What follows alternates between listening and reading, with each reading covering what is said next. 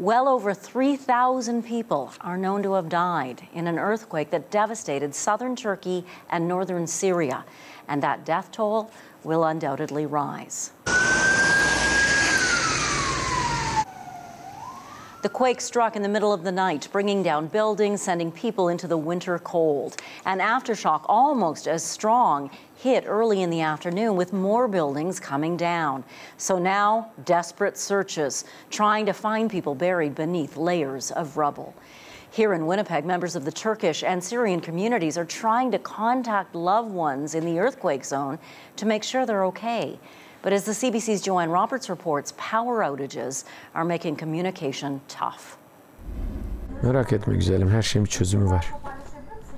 The Emre family has been glued to the television since last night, hoping for good news. It hasn't ended yet, so it was a major earthquake in Turkey. All our families has been affected. So we're here to support each other.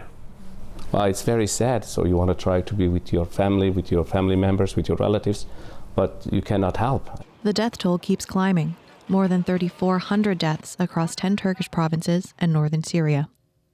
Songul Bozat-Emre lost her niece and nephew. The rest of her family members, including her mother, sister, and other nephew, are injured. Because their house all collapsed, and they lost their homes. They have no home right now, and they're in desperate situation. Songul says it's been hard to stay in contact with her remaining family members. The country is experiencing power issues, and people are trying to save whatever battery they have left on their cell phones. Nobody's providing any help, and they're on their own. So I'm really hoping that some of the help can reach to my family. Right now, they're stranded outside in the cold, waiting.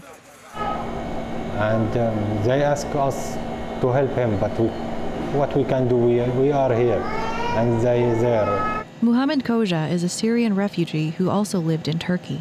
He's seeing videos of Kahramanmaraş, where his family lives, collapsing into smoke. He feels helpless. Yeah, we're trying to find anyone just to ask him about all the people there.